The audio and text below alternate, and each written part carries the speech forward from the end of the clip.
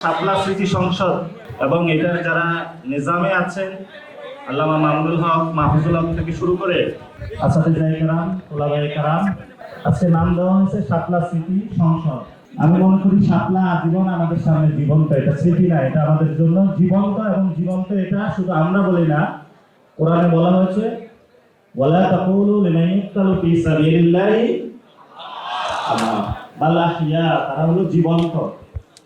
আমাদের অনেক ভাই যারা আমাদের সাথেই ছিল সহযোদ্ধা, তারা জান্নাতের পাখি হয়ে ঘুরে বেড়াচ্ছে। তা আমরা বলবো যে মিডিয়া সেক্টরটা আপনার হাতে গিয়েছে, আপনি এটা যদি সুন্দর করে গড়ে তোলেন, আমাদেরকেও একটু অ্যাক্সেস দেন, আমাদেরকে জঙ্গি না ভাবেন, আমাদেরকেও বাংলাদেশি হিসাবে ভাবেন, সার্বভৌমত্ব ইসলামের অতন্দ্র প্রহরী হিসাবে ভাবেন, একটু সুযোগ দিলে আমরা বাকিটা ইনশাল্লাহ করে নিতে পারবো।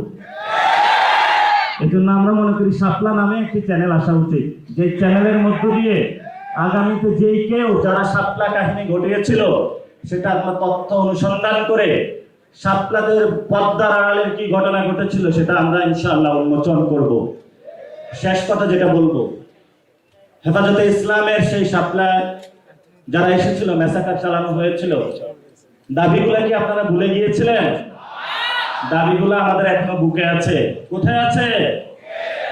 এই দাবিগুলো আমরা বাংলাদেশে যতদিন থাকবো ততদিন আমরা ইনশাআল্লাহ ইসলাম এবং বাংলাদেশের সার্বভৌমত্বের জন্য অতন্দ্র প্রহরী হিসাবে কাজ করবো ইনশাআল্লাহ। আপনারা জানেন আমাদের সীমান্তে গেরুয়া সন্ত্রাস এসেছে। এই জন্য হলো গেরুয়া সন্ত্রাস মোকাবেলায় বাংলাদেশের ফরেন পলিসি থেকে শুরু করে নতুন করে সবকিছু আমাদেরকে সাজাতে হবে।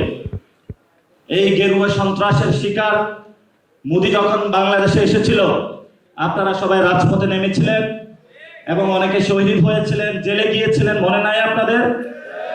সেই ভাইয়ের কথা যদি মনে থাকে, রক্তের উপরে দাঁড়িয়ে হলেও যদি বাংলাদেশে কোনো গেরুয়া সন্ত্রাসের একটু ছিটেফোঁটা আসার চেষ্টা করা হয়, আমরা রক্ত দিয়ে ইনশাআল্লাহ প্রতিরোধ করব তাদেরকে। আহ্বান রেখে আমি আমার কথা শেষ করছি। দোয়া করবেন, ভালোবাসা থাকবে, আপনাদের মধ্যে জায়গা দিবেন, আপনাদের বাসায় দাওয়াত দিবেন, মাদ্রাসা দাওয়াত দিবেন, আসবো যাবো, আপনাদের সাথে ঘুমাবো, থাকবো ইনশাআল্লাহ।